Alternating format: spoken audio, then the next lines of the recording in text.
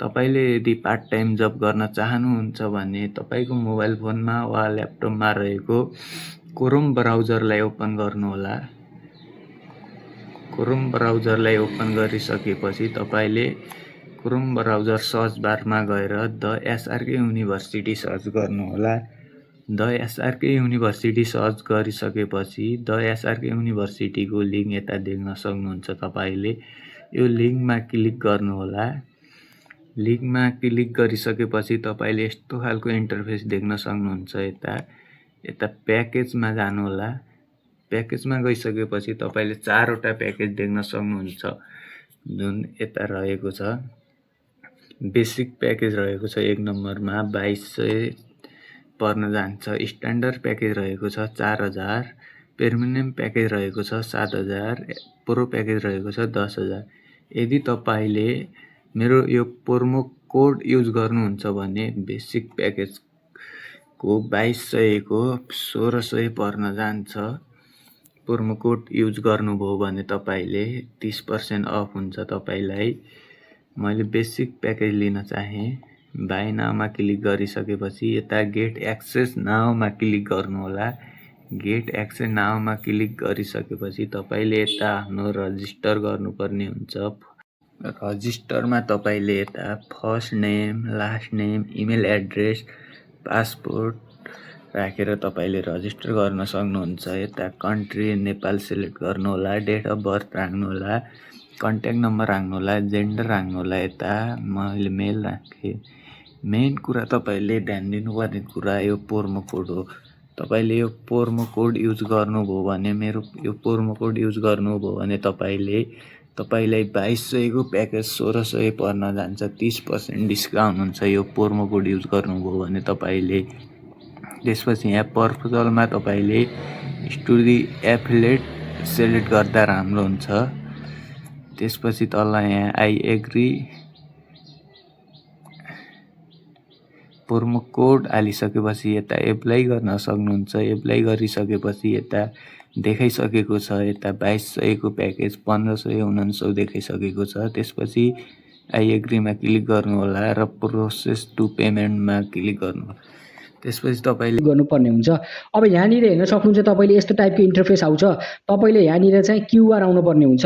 अब जेनिर एभाइलेबल भनेको छ नि यहाँ अनएभाइलेबल जहाँनिर एभाइलेबल भनेको छ त्यसमा क्लिक गरिदिनु होला।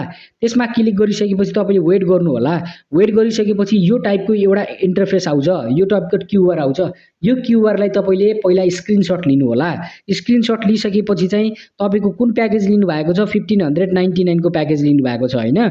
त्यसपछि तपाईले चाहिँ यो होम बटन छ नि तलको होम बटन, मोबाइलको होम बटन हुन्छ नि बिचको बटन, त्यो बटनलाई क्लिक गरेर आफ्नो बैंक सेवा खल्टी के छ त्यहाँबाट चाहिँ तपाईले यो क्युआरमा चाहिँ पेमेन्ट गर्नु होला। 1599 एक्जाम्पलको रूपमा मैले त्यो गरेँ।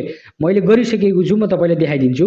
सो त्यसपछि पेमेन्ट गर्ने बित्तिकै पेमेन्ट गरेको स्लिप मेन स्लिप हुन्छ नि हो त्यो स्लिप लिँदाखेरि चाहिँ तपाईले कन्फ्युज नहुनु। त्यो स्लिप चाहिँ कस्तो लिनुपर्छ भन्दा म तपाईलाई देखाउँछु। अपलोड पेमेन्ट प्रुफमा क्लिक गर्नु होला। अब यो स्लिप स्क्रिनशट लिसकेपछि तपाईले अपलोड पेमेन्ट प्रुफमा क्लिक गर्नु होला। स्क्रिनशट लिँदा तपाईको यो टाइपको स्क्रिनशट लिनुपर्ने हुन्छ। तपाईले यस्तो टाइपको स्क्रिनशट लिनुपर्ने हुन्छ है।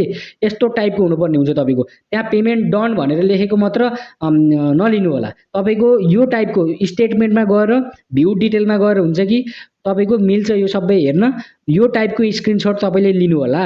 यो टाइपको स्क्रिनशट देखेपछि तपाईको ट्रान्ज्याक्सन कोड नम्बर यहाँनिर हुन्छ, यो सम्झिनु होला।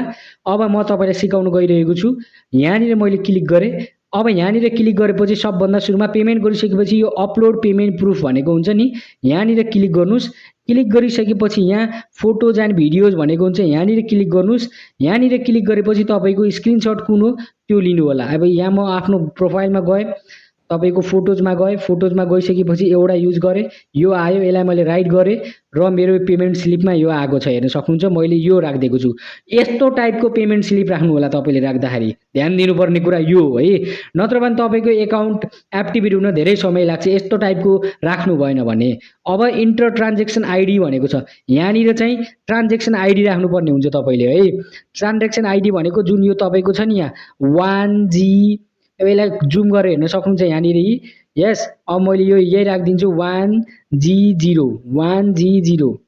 भनेपछि 1 क्यापिटलमा G 0 1G0 J1C2 J1C2 यो भयो।